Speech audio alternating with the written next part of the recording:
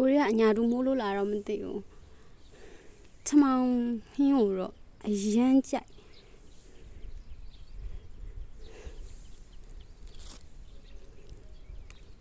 ချမောင်ရဲ့နဲ့ဘူးရဲ့ကျော်ဆိုတာကကိုရီးယားဟင်းမှာဟင်းပွဲမှာပေါ့ကွာမပါမဖြစ်လို့ပြောလို့ရတယ်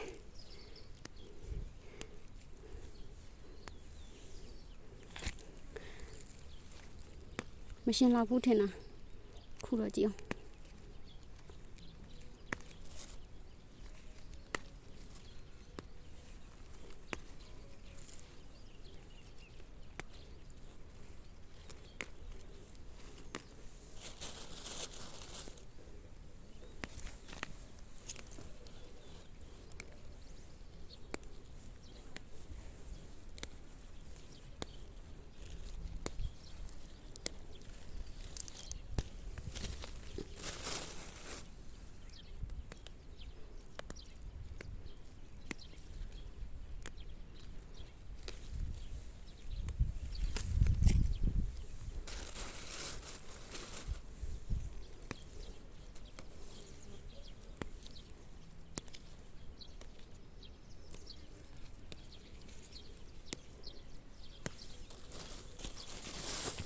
โอ้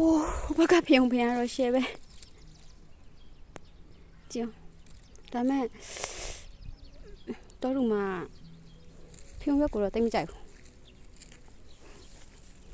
ကဲဒီနေ့တော့ရပါပြီခလီပေါက်စားအတွက်ညှားစားပါတခါလဲချက်ခဲ့ရမှာ